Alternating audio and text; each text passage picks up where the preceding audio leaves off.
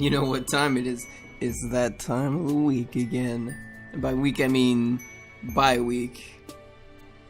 It's time for a little bit more Hiveswap Friendsim, Volume 5 of Affection, Unwanted or Untrue.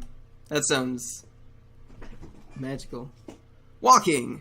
You sure are doing a lot of it recently. Man, fuck, I'm still sick. This is gonna be rough. Back on Earth, you never got near this amount of exercise.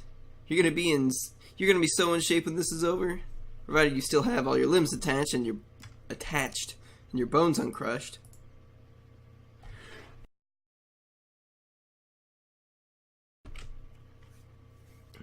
You could probably come up with safer ways to travel, a taxi or some sort of bus system, but you don't have any money and you can't read signs. Also, you're routinely covered in blood and bruises, so walking it is. Tired as you are, your feet still carry you toward friendship. Oh.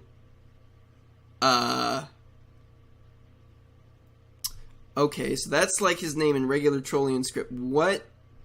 I mean, we've gone left and right every time. We're not going to break the pattern now. This is a curious individual.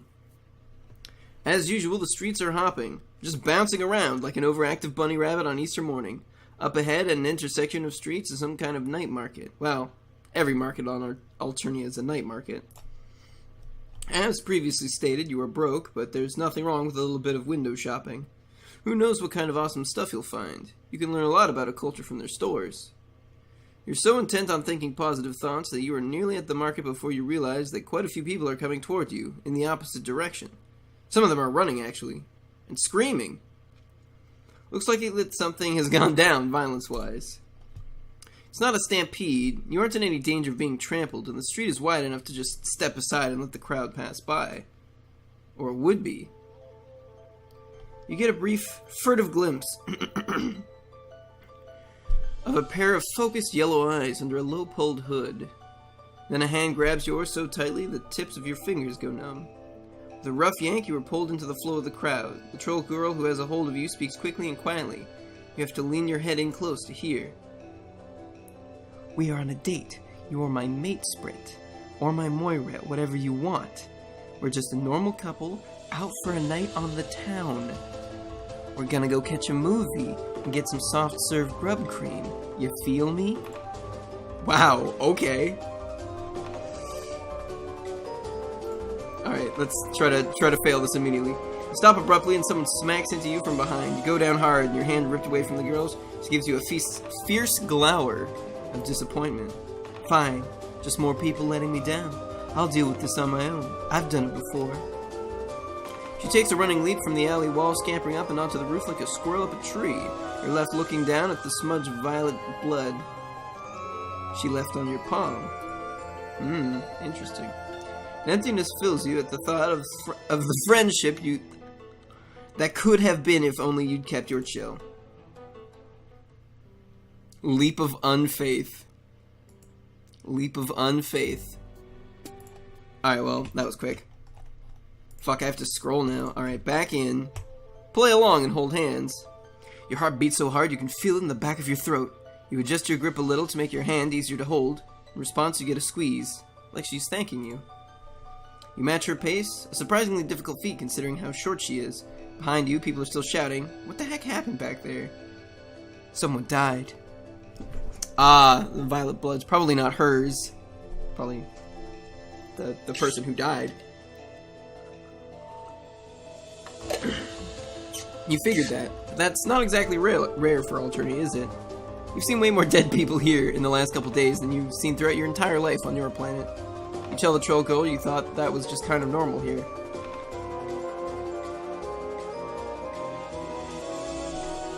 Excuse him, what? Normal, sure, when low bloods get killed. Natural order of things, right? But with high bloods, it's different. Personally, I don't give a shit about the natural order. Doesn't matter what the job is, I'll take it. Oh. Oh! So a high blood is dead, and you are currently holding hands with the troll who did the dirty deed. She chose you to help her lay low, i.e. she made you her accomplice, i.e. you are now her friend. Helping someone carry out a cold-blooded murder is a super friendly thing to do. What had she called you? Her mate sprit? You aren't sure what that is, but it sounds great. You ask her what you should call her. My name's Polypa. There's no reason to go throwing it around. Let's not talk at all. You want to point out that it won't look like a very convincing date if you were just walking in silence, but that would require talking, and she told you not to do that. A trio of those spiky robots goes marching by, drones or whatever. Their big, ugly heads swivel back and forth like they're looking for someone. Polypa doesn't say anything and she keeps her eyes forward, but she goes as sharp as a laser, every muscle in her body tensing. You feel it through her hand, her fingers tighten on yours until the drones disappear into the crowd. She yanks you around the corner into a smaller alley connecting two roads. There's nothing here but a pothole and a couple dumpsters. Hold up a minute. Her hoodie has a symbol on the front of it, two overlapping gold ovals. Those look like perfect circles, not ovals. Maybe they're like 1% ovular. Most trolls seem to have a symbol designating the blood color on them somewhere. This means she's a gold blood, right? Woo! Oh, those were fake horns in the hood. But then, Polypa yanks the sweatshirt over her head, and underneath she's wearing a tank top emblazoned with the symbol in olive green. Looks a little like a cat. It's pretty cute. She tosses the sweatshirt into the nearest dumpster and kicks. She probably killed someone for that sweatshirt. Now that I think about it, those were probably real horns, too. Kicks a button on the side, a whoosh accompanied by the sulphury stink of immolation. Note to self, don't go dumpster diving in Alternia. Polypa grabs your hand again as you head back out to the street. With her other hand, she works the tie out of her hair, shaking it out of its ponytail, letting it fall in thick, sweaty clumps against her neck. Next, she reaches up and takes part of her right horn off. Wait, no. That was a little bit of a veneer, an artificial bit to cover up a notch in the chitin. What are all these random wardrobe changes about? I mean, I think it's kind of obvious. So that, like, you know, they can't trace the murder back to her. She was in disguise. You wonder until you actually begin to listen to some of the conversations happening around you and check out the big billboard-sized screens mounted on roofs every few blocks. Seems like the rumor mill is already going hard. Apparently a well-respected Violet Blood is dead, killed in public in full view of witnesses by a gold blood girl with a ponytail. Wow, you really are dealing with a professional here. I need to find somewhere to lay low, till the heat turns down. I mean, we both do, since you're my associate now. I had a contact waiting, and I don't know what happened to her. It's possible she got spooked. Got any ideas for likely hideouts? I'm not from around here.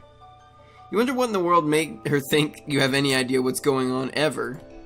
She keeps giving you sharp looks as if she's gradually catching on to just who she has chosen to recruit. You want her to understand that no matter how busted you look, you are an amazing friend and co-conspirator. Well, here's your chance. What do you propose? Catch a movie and get some soft-serve grub cream. Polypa's mouth twitches. It could just be a muscle spasm, but you like to think it's a smile of approval and burgeoning camaraderie. Yeah, I guess we could. That's what people do on dates, right?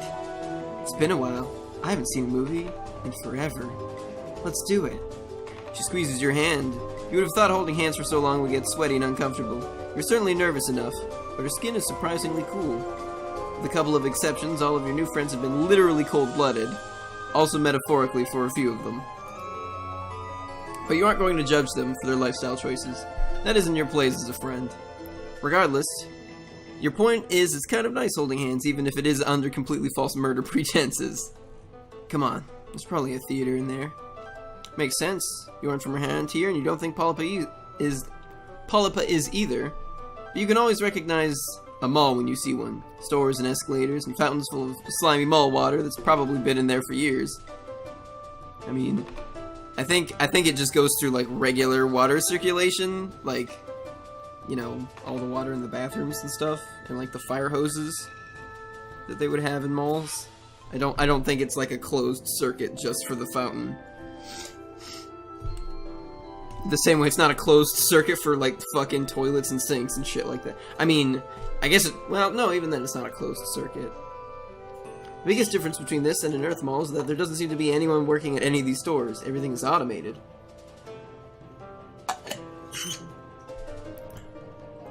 That and the top floors appear to be reserved for high bloods. Polypa's still holding onto your hand. Gosh, it's like you're really on a real date. This is very friendly. As far as you know, you've never been on a date with an assassin before. You can't read the showtimes and descriptions, and you don't have any money, but Polypa chooses the movie and pays for you both. She tosses a couple of coins into a slot, and the machine spits out 2 tickets. You don't see any soft-serve grub cream. You are a little too queasy from mingled nerves and excitement currently to deal with anything called grub cream. You do, however, stop for a bag of buttery exploded kernels at the concession stand. Oh, gross. The theater you follow Polypa into isn't crowded, but you still feel every pair of eyes settling on you as you walk up the steps. Wouldn't you be walking down the steps? Generally. Your heart pounds, and sweat slides down the back of your neck. You're just positive everyone can see right through you at this deeply controversial cross-species matchup you got going here. Even worse, Polypa takes a seat weirdly close to the only other group in there. Man, awkward. The movie starts playing. Apparently in Alternia there aren't any trailers before movies. Kind of a bummer. If you're going to be stuck here, you want to know what the hot new summer blockbusters you have to look forward to. Surprisingly, the movie turns out to be a romantic comedy. You expected Polypa to choose a thriller or a horror movie. From what you can glean of the plot, it's about a beautiful young Jade Blood who gets involved with a visiting Blue Blood and their servant, Big Humbling Bronze. The portrayal of Low Blood strikes you as vaguely offensive. They grunt and fall down a lot.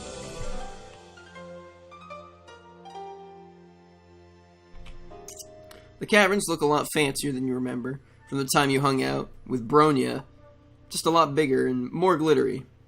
The main character spends a lot of time pulling a jeweled comb through her lustrous hair. The dialogue is kind of incoherent, and you don't just think that because you're unfamiliar with the cultural context. It also doesn't help that Polypa keeps up a running commentary throughout. The ban on conversation has apparently been lifted. I can't believe they added in mistaken identity storyline. So unnecessary. Also, Black Rum is so boring in comedies. There's just no punch to it. I can't believe how bad this is. I don't remember the book being this garbage, but I read it a long time ago. My taste must have been worse back then. You're looking at her in a whole new light. She shrugs, possibly a little self-conscious. What? You think I've been an assassin since I pupated? I used to have a blog for relationship advice and stuff like that. Of course, I was just messing around. I didn't know anything beyond what I read online. 2 characters are kissing on screen. You have no idea who they are. You're way more interested in the fact that Polypa has decided to tell you her life story in the back of a movie theater. The deep blue light from a scene in the Brooding Caverns washes over her, making her look noble and sad. You're entranced. It didn't last, though. I doubt it had anything to do with my blog, but a few sweeps ago, a group of kids broke into my hive. I think they were high, maybe on soper. Whatever, they stole a bunch of my shit, killed my luces. Some little psionic fuck broke both my legs with his brain. Just because he thought it would be funny. You're riveted. You have a bit of a tragic backstory yourself, but nothing this dramatic. Polypa picks through the buttery exploded kernels with a delicate claw. I was trapped in my hive. I would have starved to death if it hadn't been for some teal who lived in my neighborhood. Just some little idiot who ran around with an Eastern Alternia replica sword, challenging fur beasts to duels. Teal Bloods are pedantic bulge lords, but they care about justice, and these kids had attacked me for no reason. I didn't break any laws. Anyway, that's why I'm equal opportunity for how I take jobs. Low blood, high blood, everyone is scum. One of the kids in the row ahead of you turns around to tell Polypa that if she and her Moira want to get all nasty and pale, maybe you should get a room. Polypa kicks the back of her chair and tells Holy fuck. Polypa kicks the back of her chair and tells her maybe she should mind her own business. The girl looks about ready to jump over the back of her seat, but the guy next to her pats her firmly on the cheek, almost a slow-motion slap, firm and intense, with plenty of uncomfortably intimate eye contact.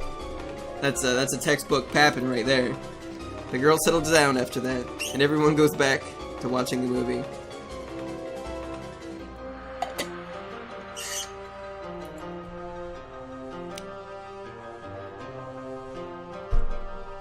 Something about this music sounds very vaguely familiar.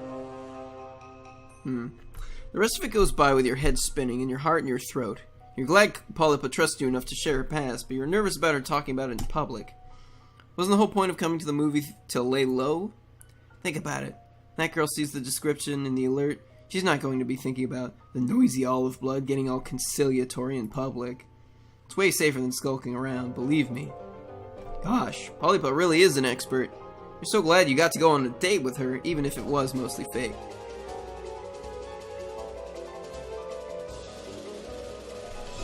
Wait.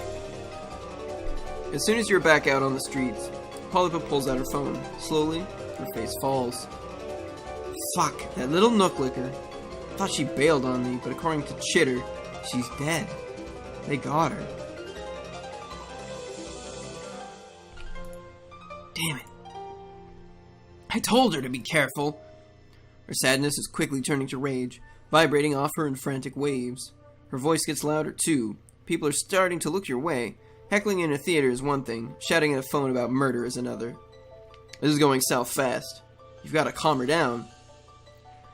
Deploy Shooshpap.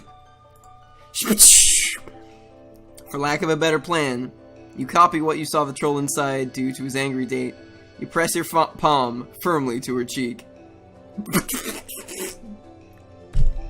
To your intense shock, she blushes a deep olive green, and her eyes slip closed.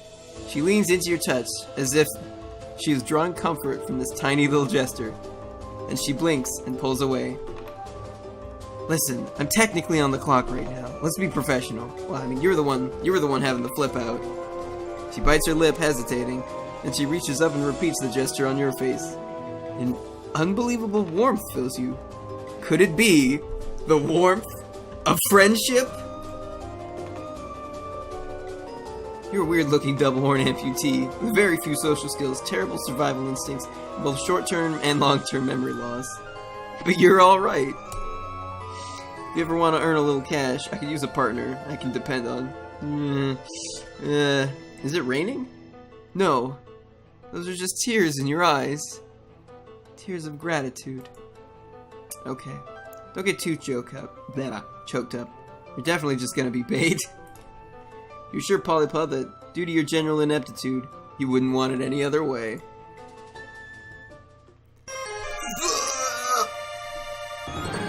Alright, we got one more choice branch to go down. Boom. Friendship achieved, bitch. Whoops. This is volume 4. Now get out of here. Get out of here. Shit, how do I go back? I think Quick Game just quits the whole thing. Main menu. Boom. Cool. Friends indeed. Here we go. Oh, now she's revealed. Interesting. Play along and hold hands. Hide out in one of these apartment buildings. That's a possibility. Most of the hive stems around here are cheap rentals, burgundy or bronze at the most. I can take them, no problem. I mean, I can take anyone. Some jobs just require a little more forethought. Kinda meant finding an empty unit, or maybe skulking in a foyer, or alien Starbucks, but you don't want to tell your cool new friend how to do her job. There you go again, jumping the gun and claiming friends you don't have the right to. But she did choose you. Though at this point she may be wishing she'd grabbed some other random stranger's hand. Well, pick one. This was your idea. Oh geez, you seriously don't need this kind of responsibility in your life. Nothing good will come from letting you be in charge, but you also don't want her to think you're useless. You just kind of wish she'd tell you, whoops, what to do, blah blah blah blah blah. Oh hey, scrolling up actually goes backwards. Interesting. Just kind of wish she'd tell you what to do and leave it at that. You pick a tall purple building at random. How about that one? Sure, I guess. You enter what just seems to be a standard shabby apartment building, climbing the lobby steps up to a hallway lined with doors. This could be any apartment on Earth, but instead of letters on the nameplates, there's those colorful symbols. They remind you a little of zodiac signs. Huh. Weird. Anyway, all the ones here are red or brown, like Polypa predicted. She listens at a couple doors before finally settling on one with a red symbol. You wait for her to pull out a lockpick or high-tech paraphernalia or even just a pin from her hair. Instead, she takes a step back and delivers 2 sharp kicks just above the knob. What? Not a goddamn super. You assure her you're absolutely not judging the way she's running this operation. You don't think you've ever met a mercenary before. Unless you count that guy who tried to hit you up for cash when you were injured. Or the little girl who drained your blood for paints. Or the boy constantly on the prowl for delicious meats. I don't think he was a mercenary. The apartment is dingy, small, it smells like old pizza. Good news. Not that it smells bad, just the fact that there's pizza here. You don't think you could live on a planet that didn't have pizza. That's just beyond the pale.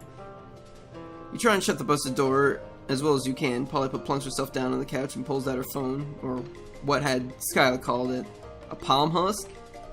Palm husk? She pulls out her palm husk and proceeds to ignore you. That's okay. It's important for friends to give each other space. You take the opportunity to poke around the apartment you're currently illegally occupying, just generally being a nosy piece of shit. Whoever lives here is a real slob. Dishes are piled high in the sink, the windows are so dirty you can barely see out of them. Something sticky and red stains half the counter. It might be blood, but it also might be Kool-Aid. Fuck! God damn it, shitting fuck breath. Something appears to have gone wrong. Polypa is still on the couch, hunched over with her palm husk held close to her face. She types with her knuckles. I've noticed a lot of trolls do that, probably because of their claws. It's all over Chitter. Everyone's talking about it. My contact. They got her. She's been culled. Her voice is flat. Her eyes expressionless. She lets the palm husk slip from her fingers into her lap. You stand next to the couch like an asshole. You don't know what to say, and you doubt Polypa is the hugging type. But you really can't stand her looking so dejected. Before you start pitying me, don't. I barely knew her. It's not like we were in a quadrant or anything. It's just business. You sit down on the other end of the couch, tipping your head and raising your eyebrows to show you are very ready to listen and learn, and commiserate. Polypa wraps her arms around her knees. Most pros work with a partner. It's a lot easier when you have someone you trust. Watch your back. It's usually quadruped pairs who work together. There's one particularly famous Olive and Goldblood duo. I've lost plenty of jobs to them. But I've never found anyone that I trust enough to make into my partner, beyond just a random one-off. Killing a sea dweller is no joke. It's almost totally impossible. Does that mean the guy back in the town square isn't actually dead? Polypa looks affronted at the very thought. Excuse me, no. It just means I had to get a very expensive knife and coat it in a very expensive poison and stab in exactly the right place. The motherfucker is dead, there's no doubt about that. I don't leave jobs half done. High caste jobs are my specialty. But people are too afraid to take jobs higher than teal. Most people are too afraid to take jobs higher than teal. Me, I don't care. Low blood, high blood, if you've got the cash, I'll do the job. I did have a partner. It'd make things a lot easier, I'll admit that much. You couch lightly. You cough lightly into a closed fist. What's this? Something caught in your throat, perhaps? Could it be the steady hand of fate reaching a finger down and testing your gag reflex? You murmur delicately that sometimes destiny steers you in a direction you never thought you'd go. Maybe, just maybe, it has steered her to you. That's forward for sure, but you're pretty much an old hat at this by now, right? Polypa snorts. It's a little watery. She isn't crying, is she? No way. Not a tough assassin like her. You're imagining it. You? No offense, but I only grabbed you because you look so weird. I figured you wanted to avoid the drones even more than I do. You don't exactly blend in. You can't argue with her logic, but a sourness starts in your throat now at the realization that Polypa had not chosen you for your obvious trustworthiness and friendship potential, but rather because you look like a goddamn disaster. Fair? A very fair assessment. Whatever. You can get past that. God knows you've gotten past worse, like attempted murder. Or successful murder, in her case. As a good friend recently said, you gotta break a few cluckbeast embryos to make a grublet. She's considering you now, more thoughtful than before. Well, I guess beggars can't exactly be choosers. But you have to remember. But what you have to remember, you aren't destined to find out. That fate finger reaches down further and chokes you. Keys jingle outside the apartment before whoever is out there catches sight of the busted door. What the hell? You and Polypa lock eyes. Oh shit! A quick flash of silver and suddenly a knife appears in Polypa's hands. Where did it even come from? Outside in the hall, someone is swearing. The broken door falls inward, and before it is all the way open, Polypa is up and over the couch, launching herself at the intruders. Shit, wait! You are the intruders! And this is what you were afraid of. You're about to watch your new friend kill some poor low-blood troll. This was such a terrible idea. Too bad there's no way to go back in time and make your choices all over again. Yeah, that would be rad. We wish life was like that. A short, stout little guy with a red symbol on his shirt comes through, but right behind him is a troll so tall, he has to duck down to get through the door. Oh, hell no. The giant troll catches Polypo with one hand. He's got big ram-like horns and a curly purple symbol on his shirt. His face is painted in lines of black and white, makeup designed to make his face look like a skull.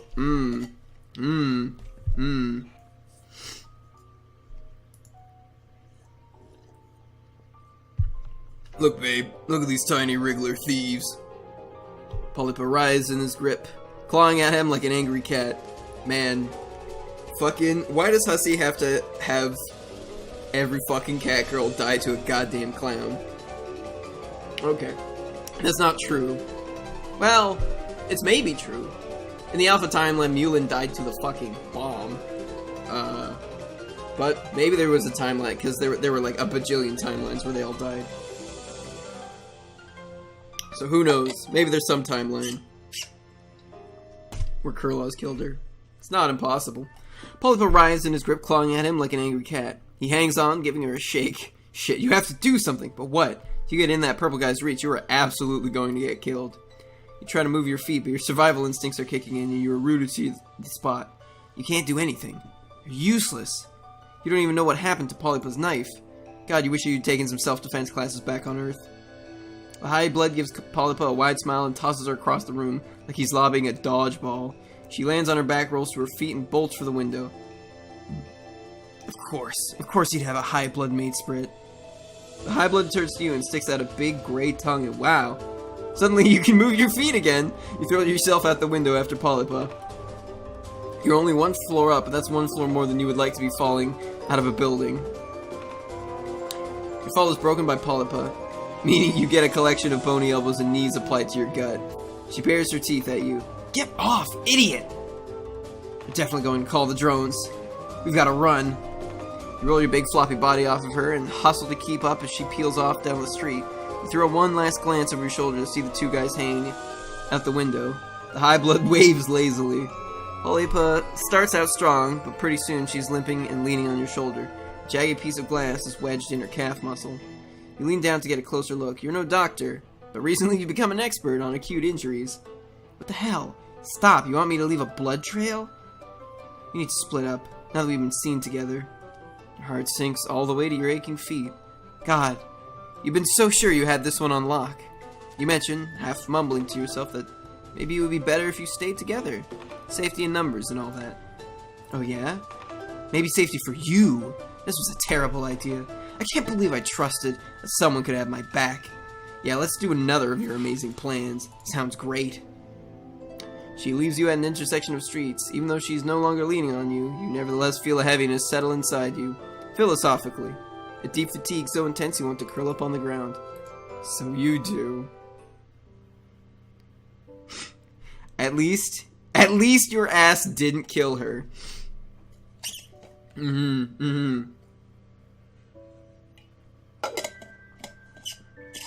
I almost didn't even notice that written there.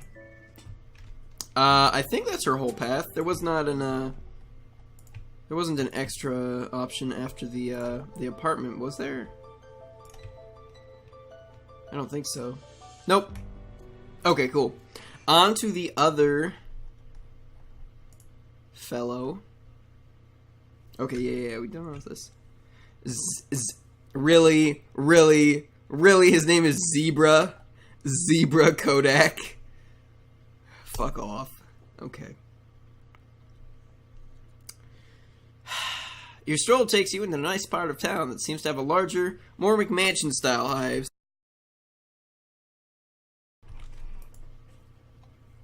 Based on your past experience on Alternia, you're not really quite certain that upper-class enclaves equal safety for you, but you might as well explore. You never know when you'll find your next friend.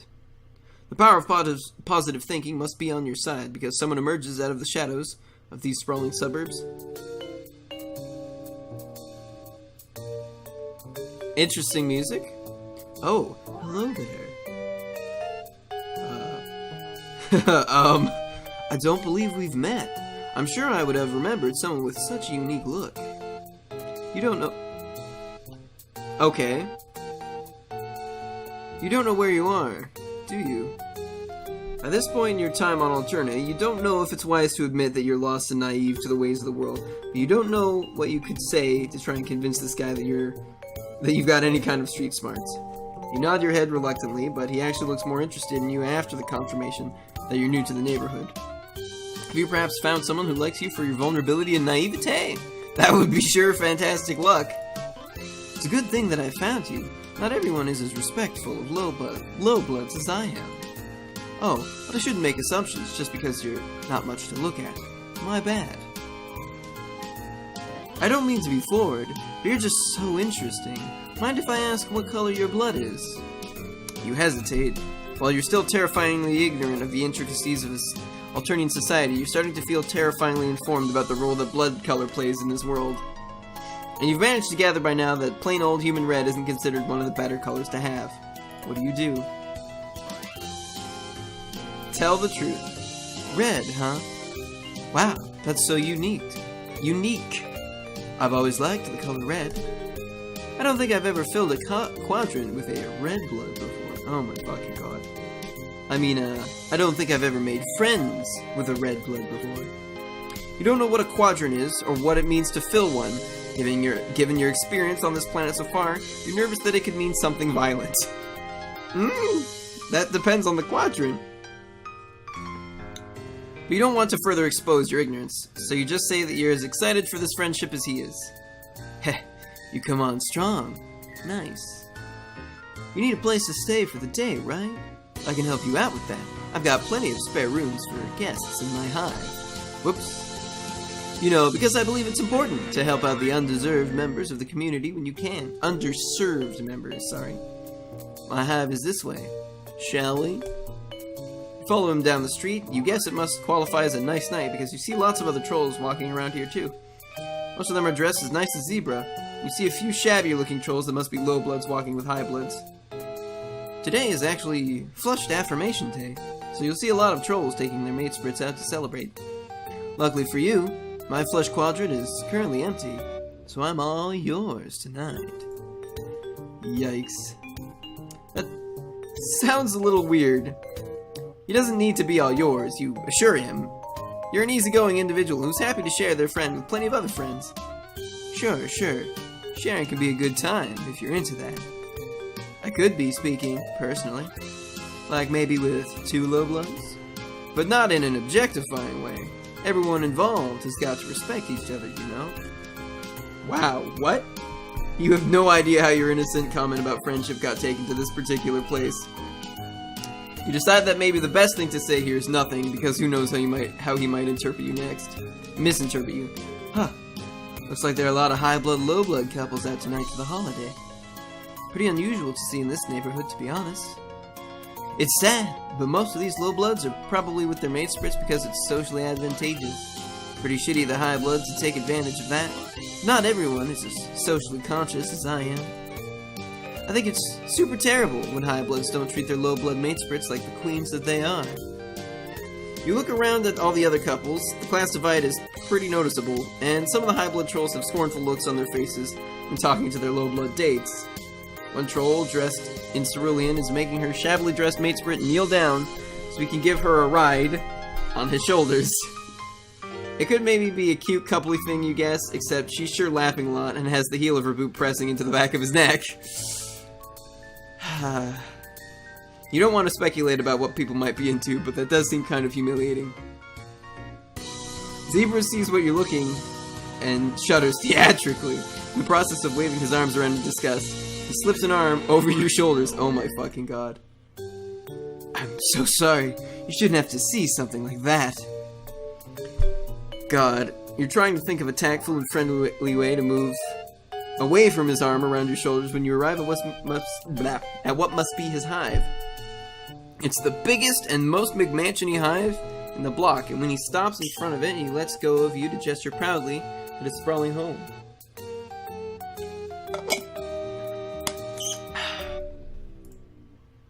Welcome to my humble abode.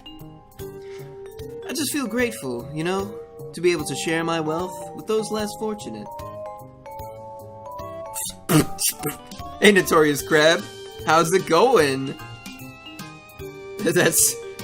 Wow. The other ones were, like, clearly, like, a stock photo, like, brought into grayscale. This is literally just a very fast, shitty zebra drawing. Like, there's no... Because of how flatly it's drawn, there's no depth to it.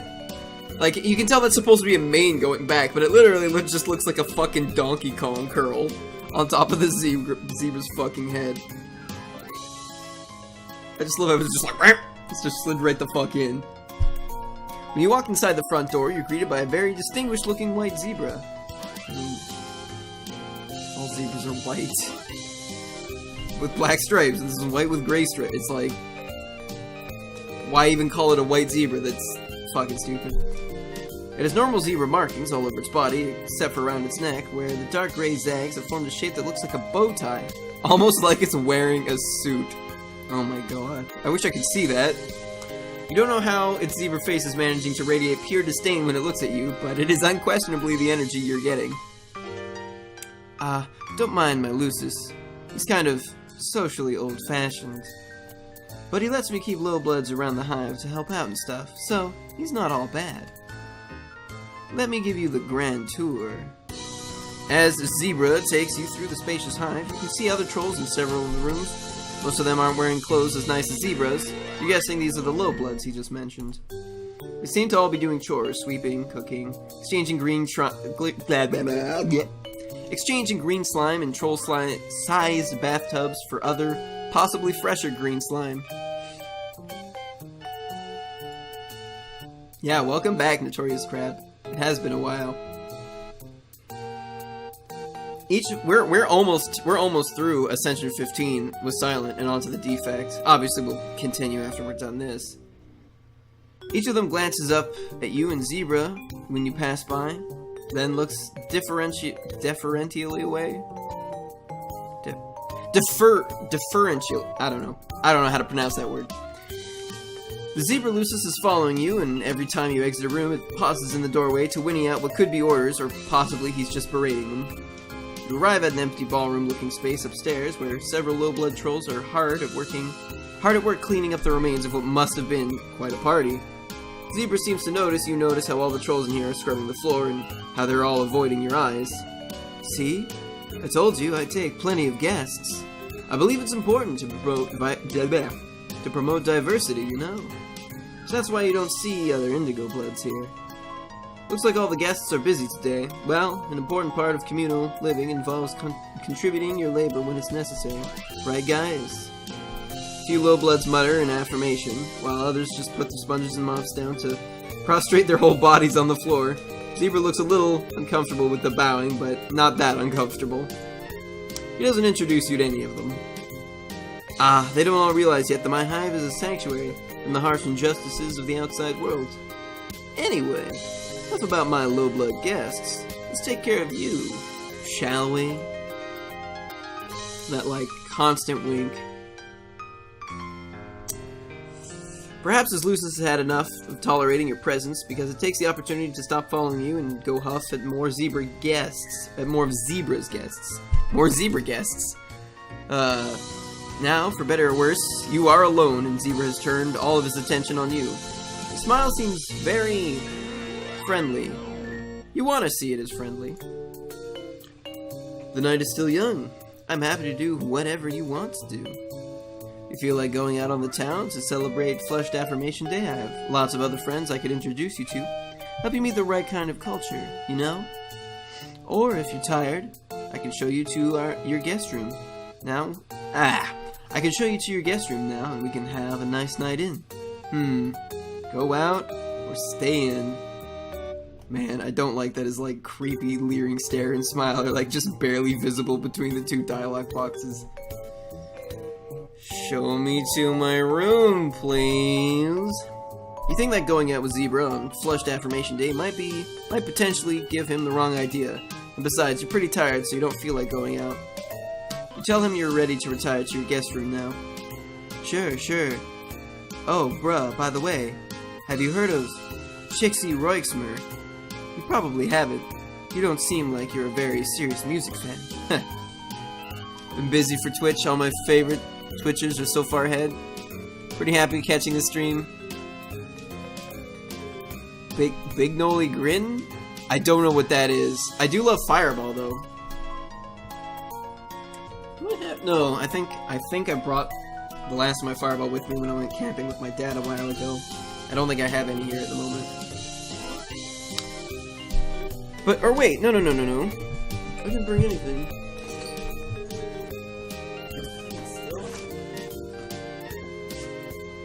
Or maybe I didn't. Doesn't look like there's any there, whatever. But you've got a great opportunity tonight to learn from me, one of our low-blood musicians. One of our low-blood musician friends is playing a show for the holiday, and I can get us in because I'm super connected in the scene. Big old grin. Is that a drink? Is that a brand of alcohol, or are you just saying you've got a big old grin?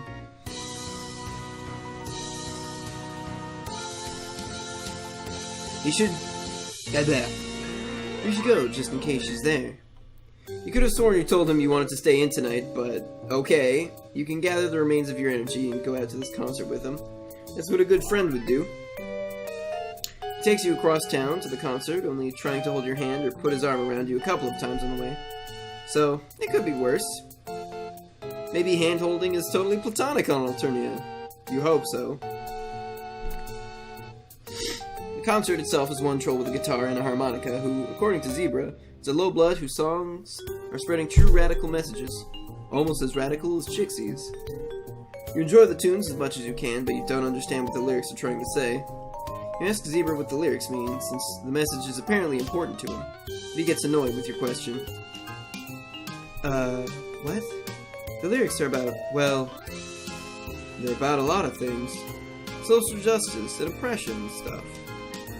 It's hard to explain to someone who doesn't already get it. Like, if you're not on my level already, I don't know what I can really say, you know? But enough about the music. I want to talk about you. What sort of things are you into? You haven't had many opportunities. I look like an idiot looking at my phone smiling.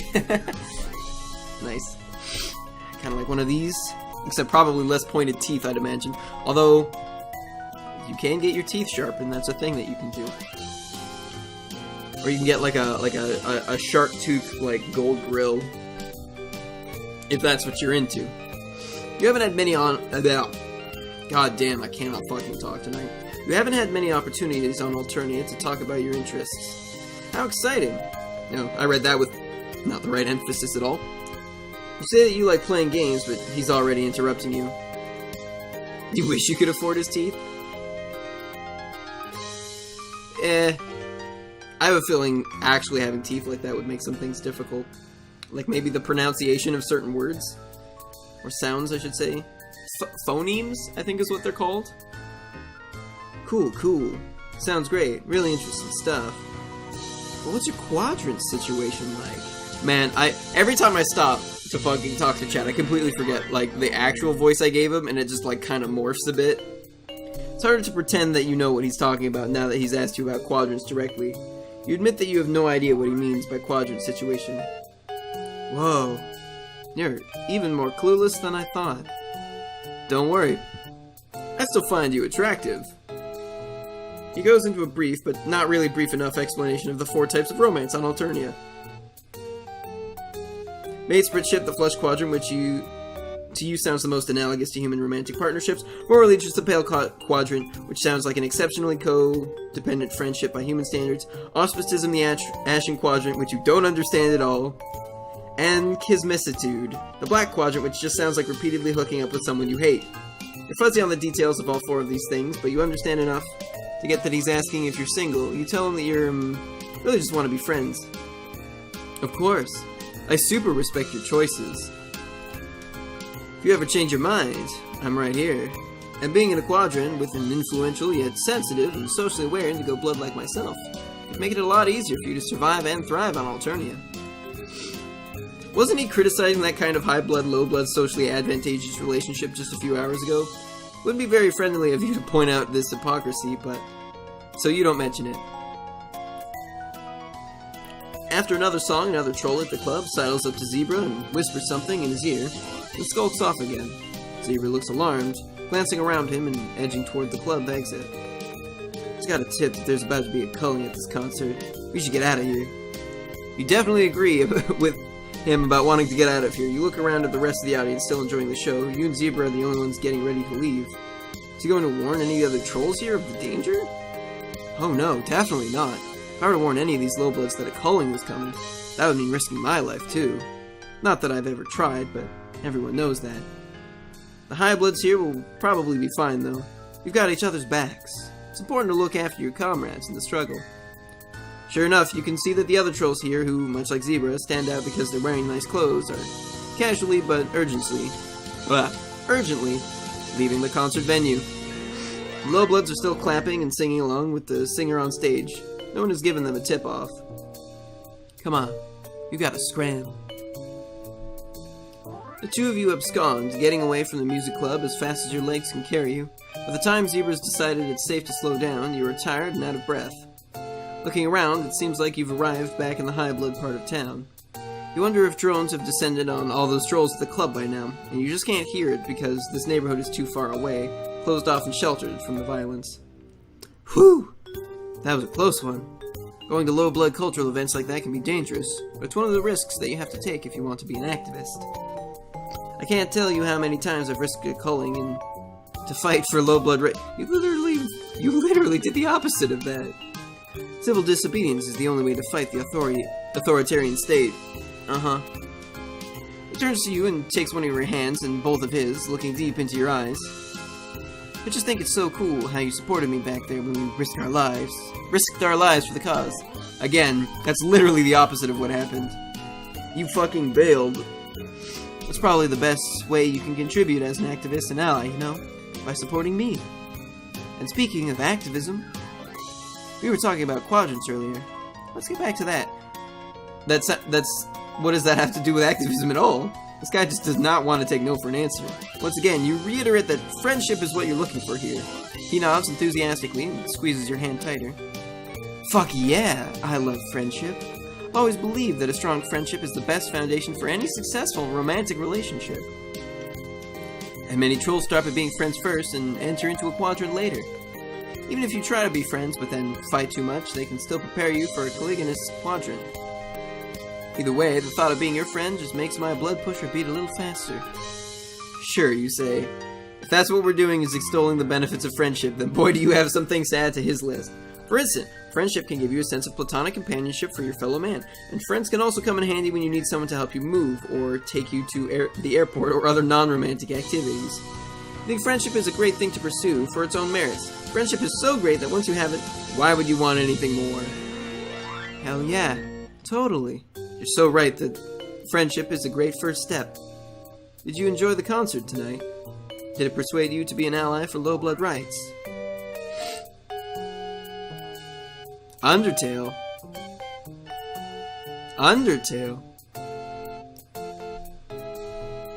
I know a lot of the designs in Undertale, because it's in the credits. Most of them weren't done by Toby Fox. And Toby Fox did all the music for Homestuck. He probably did some of the music for this game, because him and Andrew Hussey are big friends. It's possible that it has some of the same artists. You think that going by your blood color and how often you have almost gotten killed by those more powerful on this planet, you're more likely a member of the oppressed underclass than you are an ally. You decide not to split hairs and just tell them that yes, you'll be an ally to yourself. That's fantastic. I'm so happy to hear that. If you're an ally to low bloods, then I'll allow you to be my mate for it. Friend, you correct him. You can be his friend. Right, sure, yep. I meant to say friend. He lets go of your hand, finally, which at least counts as a partial victory, and winks.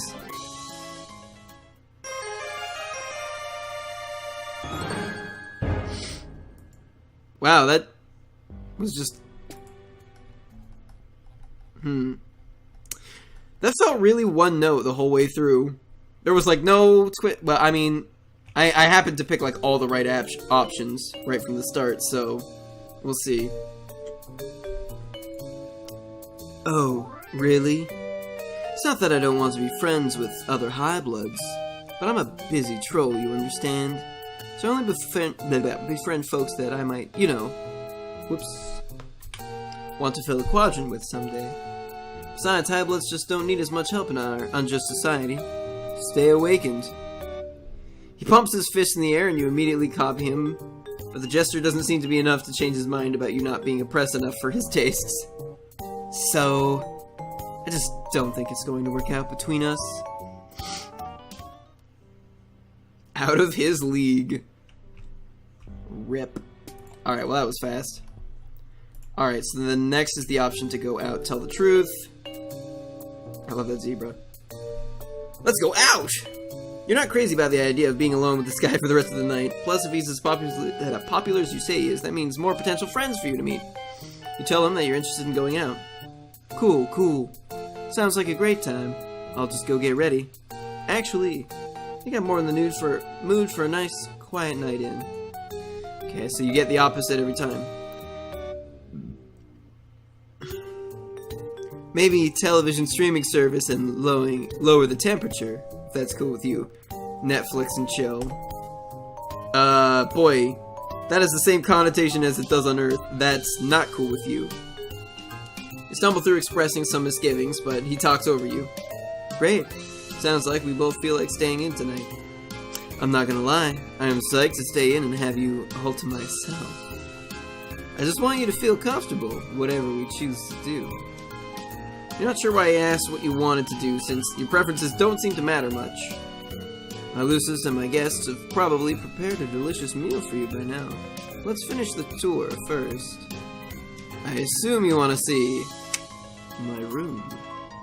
You tell him sure. Bedrooms are a great way for people to express their personalities, and as his friend, you're interested in getting to know him better. He doesn't seem to have heard part of that sentence, but it's okay. Hopefully he got the gist. When you get to his enormous room, it's decorated with posters of musicians on the wall and what seems to be a social justice slogan. One poster has a symbol with clawed hands and several different colors coming together to hold a trident with the word unity underneath it.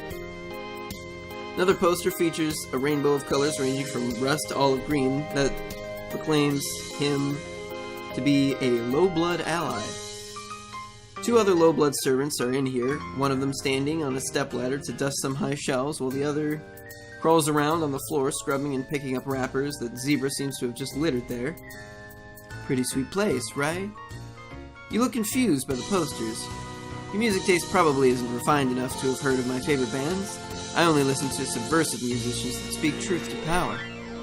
Luckily, you have me to teach you how to confront your privilege and support marginalized artists.